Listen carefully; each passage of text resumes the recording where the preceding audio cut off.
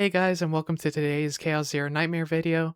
It's going to be a pretty simple one. We're going to be going over the developer note. Without further ado, let's keep it simple. Let's keep it straightforward. The real quick things is just they go over the backgrounds. They all look pretty cool. I like this arena one a lot. You got Warwick suddenly appearing. Pretty cool. I don't know if any of y'all play 2XKO. I don't. Or Arcane if you've seen that, right?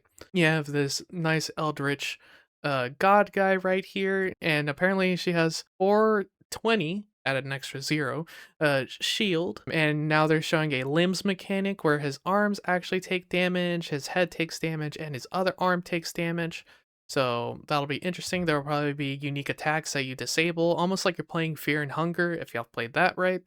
Where depending on which limb you hit, that reduces the amount or style of attacks they can do, right? I wonder if they'll go to that graphic of a level. I hope they do. So rewinding back, you have this plant from Plants vs. Zombies. I don't know what happened to it, but it's pretty pissed off. And then first actual change is they're introducing arena equipment. So arena equipment features a variety of conditional trigger options that were not available on existing equipment. In particular, some equipment can grant arena cards when their effects are triggered, allowing you to temporarily upgrade the power of your hand through these cards, right? Next, moving on, by winning arena battles in chaos regions, you can perform refinement. So, slowly and surely, maybe we end up with Path of Exile, especially with that new, like, zero system skill tree that they introduced, right? Maybe someday we'll end up with having an entire, like, web of equipment, enchantments, and modifiers and stuff. I wonder how far they'll actually take this. But yeah, so granting new abilities to equipment, you can apply one of the three randomly generated options to select a piece of equipment. So I'm sure this will be like a suffixes, affixes thing, and you have to figure out which affixes are best for each unit. Moving on, God's Hammer. So the interior bosses of season regions are far more powerful than standard bosses. In return, defeating them will drop God's Hammer, which grant access to exceptionally powerful effects. God's Hammer can be used on refined equipment when using the existing refinement effect is removed, but in exchange, the equipment is randomly granted one of the possible effects that appear in Chaos, including Mythic grade effects. With a bit of luck, you may even obtain legendary or powerful Mythic effects. And then next, they talk about the Zero System upgrade event, and this is probably the biggest change of how scroll a little bit further down. Mediation feature, guys. So by spending a set amount of credits, you can re-roll Epiphany, right?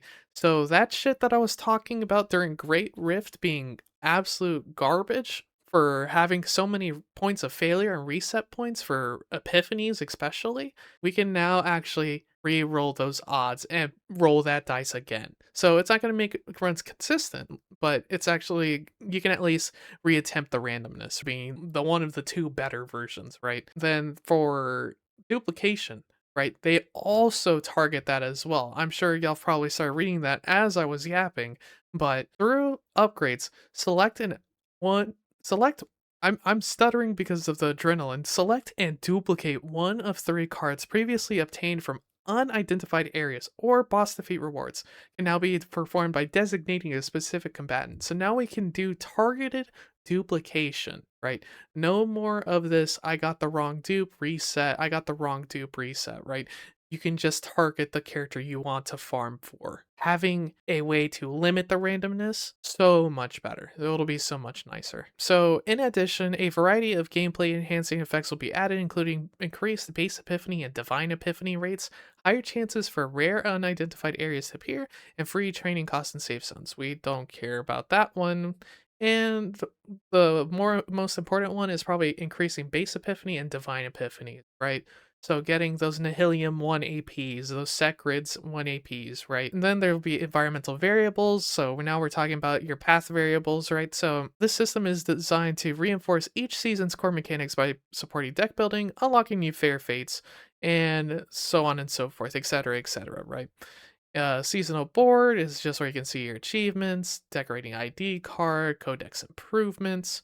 So now there is mythic grade codexes, but the interesting thing here when I was reading it before, right, is unable to required save data. So you get Chaos Orb acquisition increase and Crystal of Discord increase, but being unable to acquire save data is a very interesting approach for what is essentially harder content, right? Because part of the reason, the incentive to do that harder content would be to get that higher tier save data, right?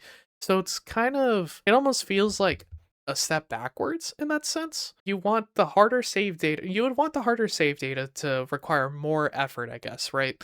And it feels a bit odd that SG decides to take the direction of they're going to introduce a new tier of codex, but at the same time, it's going to not actually give you something that interacts with the rest of the game other than chaos orbs and crystal of discord, right?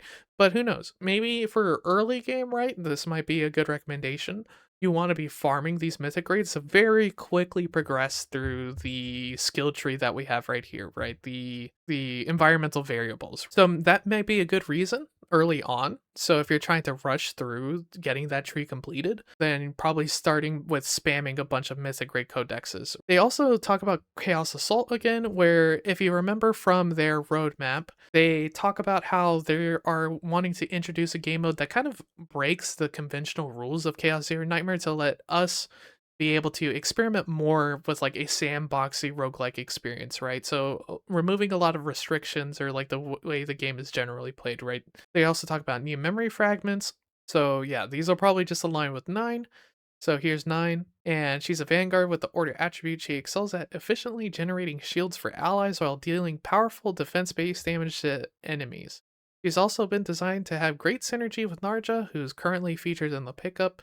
Check out my guide, shameless self-plug. More detailed information will be revealed about 9 in the future. They mentioned that they're going to be talking about more stuff, including long-awaited character reworks, right? So they really just are gonna be talking about probably Cassius, Tressa, and Yuki, right? Yuki for the Epiphanies, Cassius and Tressa to break the Infinity or Zero card spam that they have, and we'll find out on the 26th for that live stream that I believe they have planned. And with that, guys, that's pretty much everything. So until next time, take it easy, have a good one, be sure to like and subscribe. Goodbye.